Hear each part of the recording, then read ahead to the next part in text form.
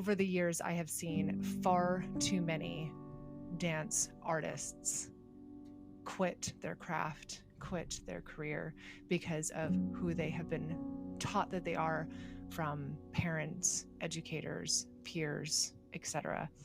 And I needed to be a part of the change. I needed to create a healthy educational environment where we could show up and continue to work on getting better at the things we wanted to be better at without being shamed for the things that we were not.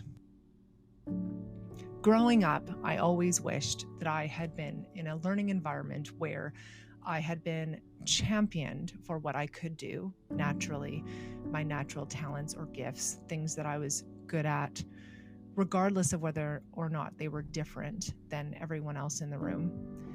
I can only imagine my self-worth, my confidence, my mindset, my mental health, if I had simultaneously been championed for what I could do and encouraged to continue to work hard on the things that I couldn't do.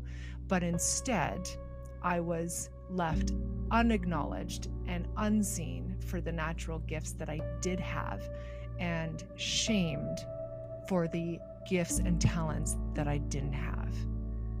And that is such a loss. That is such a shame.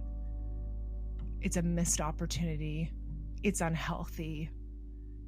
And it's something I've always felt so incredibly passionate about, that I had to be part of the change. I had to make a difference.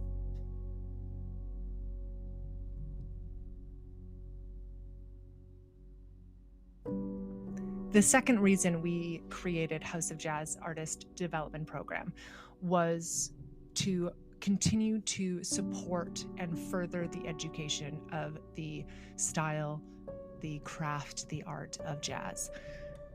When I graduated high school and first entered the industry, I remember feeling misunderstood, misguided, and undereducated. I identified very much with being a jazz dancer, and at the height of the birth of contemporary dance, I felt like I no longer had a place. My understanding of what I could do and the options that there were for me were left unexplained throughout the 200 plus years of history. I realized not only am I a guest in this house, but I was able to find myself in the history through Charlie Chaplin, through Fred Astaire, through Sid Charisse, through Anne Reinking. I was able to feel seen in a way that I had never felt seen in my career before, based on where the style had come from and developed into and evolved. And I just had, once again, to be a part of the change in regards to making this information accessible to everyone. It's very important to me to be a part of the foundation and the root of continuing to educate the history of where jazz has come from, so that we not only take accountability and responsibility for our craft and the education of where we've come from, but to also be a part of its evolution and see where we can truly go with it.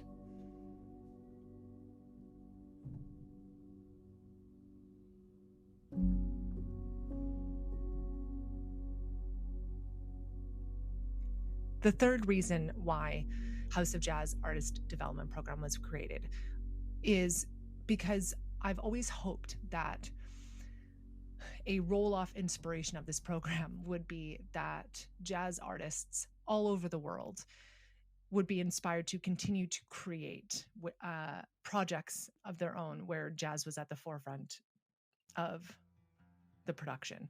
It was the headline, it was the voice, it was the backbone. It could stand alone without anything else. I learned far too late in my career that if I wanted to dance the way I wanted to dance, I would have to learn how to sing. And that intention never supported me learning how to sing because I never believed in learning a skill just to maybe get a job. That was such an outside-in approach to education. I also never thought it was right that we don't have more opportunities where we can dance the way we want to dance if we don't know how to sing. I've never understood why, of all styles of dance, jazz is so passionate and stimulating and aggressive and raw and vulnerable. How is it not enough on its own? It is. It is. But it's been so, again, misplaced and typecasted and limited and stereotyped. And I will forever be a pioneer to change that. And I hope this program plays, however small or large, a part of that.